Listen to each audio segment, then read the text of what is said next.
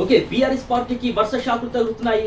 ఇప్పటికే కేశవరావు పార్టీని వీడతారని స్వయంగా కేసీఆర్‌తో చెప్పిన తరుణంలో ఇప్పుడు వరంగల్ బరి నుంచి తాను తప్పుకుంటున్నట్లు కడియం కావ్య ప్రకటించారు.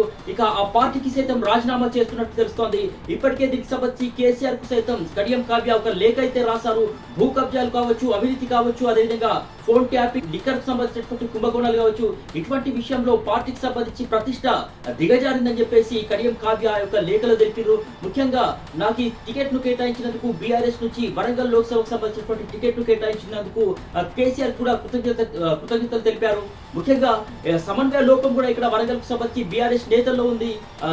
ఎవరికి వారే అన్నటువంటి చందంగా ఉంది అని చెప్పేసి కూడా కడియం కావ్య లేఖలో అయితే తెలియజేయడం జరిగింది. మొత్తానికి కడియం కావ్య పోటీ నుంచి తప్పుకుంటున్నట్లు కడియం శ్రీహరి కూడా ధృవీకరించారు. కాంగ్రెస్ పార్టీలో ఆయన కూతురుతో సహా వెళ్ళేటటువంటి అవకాశాలు అయితే ఉన్నాయి.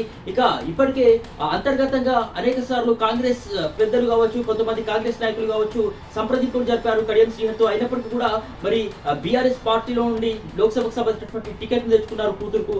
అయితే ఈ నేపథ్యంలో అనూహ్యమైనటువంటి పరిణామాల నేపథ్యంలో మాత్రం ఇప్పుడు బీఆర్ఎస్ ను వీడి కాంగ్రెస్ లో చేరుతుండడం ఖాయంగా కనిపిస్తుంది. సో మొత్తానికి ఇది బీఆర్ఎస్ కు సంబంధించి ఊహించినటువంటి పరిణామం, ఒక పెద్ద షాక్ అని చెప్పుకోవచ్చు బీఆర్ఎస్ కు.